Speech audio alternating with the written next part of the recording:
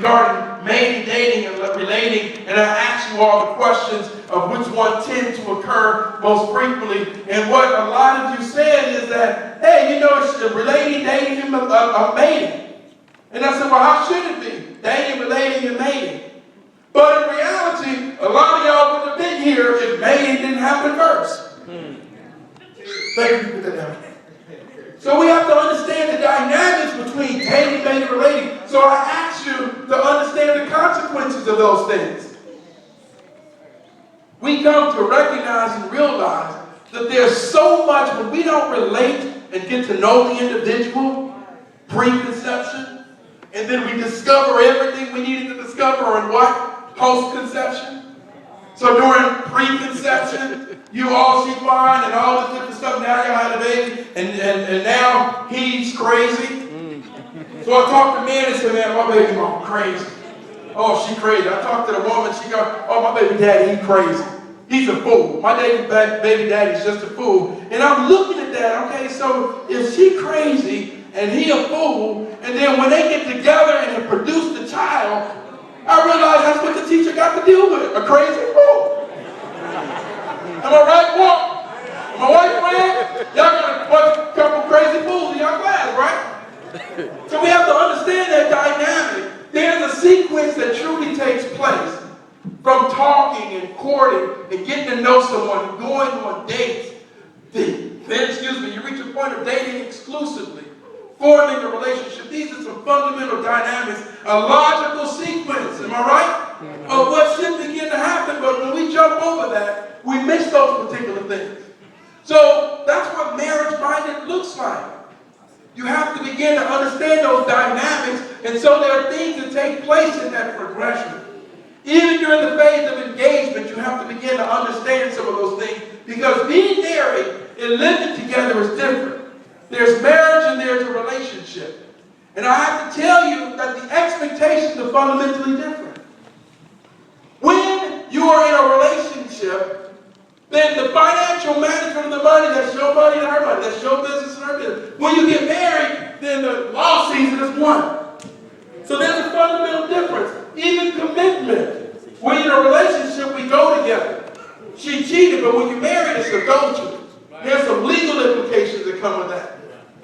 So we have to understand that there are some fundamental differences between marriage and divorce as we move through it. So we start to see that the marriage rate begins to go down, and so too to a degree the divorce rate over time. And so we look even in the state of Georgia and our southern states has the highest amount of divorce in the country. That's what those dark colors about. Oh, we doing it. We having kids. So we have to begin to move. So I got a couple elements that I need you to understand when it comes to marriage. Number one, to have a successful marriage, here's your lessons or your restoration recommendations I want you to walk away with. Number one, love, genuine love for each other and not each other's things. Number two, it's not so much being evenly yoked, it's not so much in education and finances, but similar values and beliefs. That's the part that sustains, the multi-generational. Understanding requires understanding your partner's position and not projecting, I believe, your beliefs or values about your partner's position. Wedding vows. These are really phases and stages of a marital relationship. Richness, poor, sickness, and health. In a cycle, you undergo all these things in a marriage. Also, understanding, managing a crisis. Supportive communication during crisis will strengthen a marriage. I tell people sometimes, one of the ways I measure how strong a marriage or a relationship is how did you do during a crisis? Sometimes you never know, because if you were in a crisis and you were raised to say, if there's a crisis, I don't want to talk to nobody, but she was raised to say, we need to come together. When those two dynamics happen, then it becomes problems. So you got to understand that. You must have the ability to tolerate each other's differences. 50 years of marriage will tell you that, am I right? Understanding and tolerating each other's differences, shared beliefs and values, spirituality. Do you worship together? Do you study? These are some fundamental things that are critical and essential to a healthy relationship get ready to take that road to marriage, all these things, it's not doom and gloom on down the road. I'm going to tell you, when you look down the road, there's a sign that says love. There's another sign that's going to communicate, being evenly yoked. These are the communications that pop in your head. Commitment. And they all start to play out. Manage crisis. All those pieces of advice, tolerating each other. These are all the things that are communicating during the marriage. When you begin to take the journey. How am I doing? We okay? This is the restoration piece here. I got about 5 minutes left. So I need you to understand that dealing with divorce and even separation and the breakup, we have to understand some of those. So I got some final things I'm going to close out with you. When you are hurt and you leave and begin to depart, you have to pay attention to the messages. So if you turn around and say, I don't need a man. And your daughter said, well, I don't want a man. And then you got a little son saying, and I don't want to be a man. And then he grow up and still not being a man. So we got to pay attention to it as we close out. You can have those differences. I'm going to tell you, take responsibility for your own feelings. Be direct and honest when you communicate with each other. Listen and hear. Try to understand one another. Everybody should have a chance to talk in a relationship and attack the issue and not the person. Fundamental. Attack the issue and not the person. When our emotions increase, then we put it on to the person. So we have to understand that in that process. Developing the rules when you're in disagreement. Understanding, try not to start arguments around bedtime. Have a discussion, not yelling match. State the facts without bother. Look at those. Fundamental. Stick to the subject being discussed. These are fundamental, I'm telling you. Don't get below the belt. You know you just like your daddy. I used to hear your mama talk about your daddy used to leave his drawers in the bathroom and you leave your drawers in the bathroom.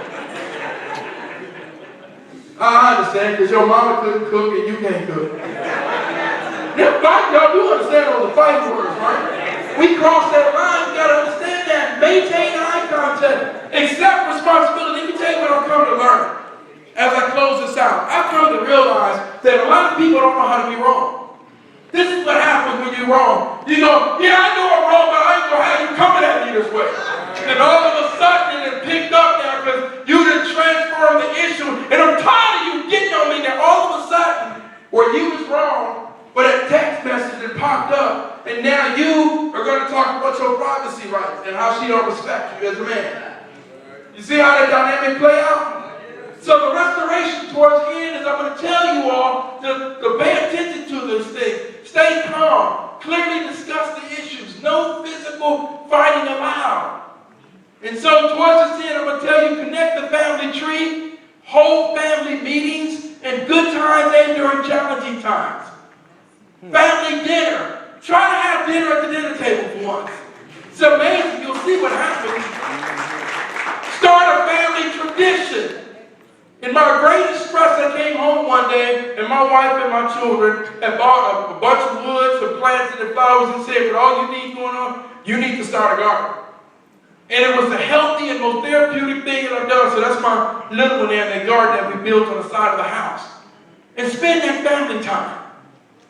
So restoration, I tell you in closing, it's all about the family. So I will leave you with this fundamental piece that I really refer to as the tribute to the black women. From dark chocolate, black, brown, caramel coffee to cream. God knew just what to do when he created the colors in you. And if blackness had a smell, my sisters, I'm sure that it would be the sweet scent of jasmine blowing through the summer breeze. Prima donna of the present, Cleopatra of the past, the rhythm of your strut and stride tells the story of our pain and our glory. And so I rise to take this literary stand and to give the black woman a strong black hand. So stand up, Black Moses. I should forever keep you in my heart, Mother Rosa Parks. You see, your words are just what we seem to need, and I say, thank you, Maya Angelou, Jane Pittman, and Phyllis Wheatley. For your actions I admire, and determination inspires. It was no one but you, Miss Fannie Lou Hamer, who would let them know that we were sick and tired of being sick and tired. And when the mass lynching of Negroes would no longer prevail, but when all of the dust just settled, the world knew that it was Ida B. Wells that had given them hell. Now, I do appreciate the black man and all that we've come to be. From Malcolm, Martin, Marcus Mandela, all the way across to me. But long before their great impact, dynamic speeches and other historical facts, they all lay rusty, runny nosed, teary-eyed, and ashy-kneed in their mothers' and grandmothers' laps. And though I know throughout history, man has never given you this proper due. So during this Restoring the Black Family Restoration Movement, I pay tribute and salute the black woman in you. Thank you all very much.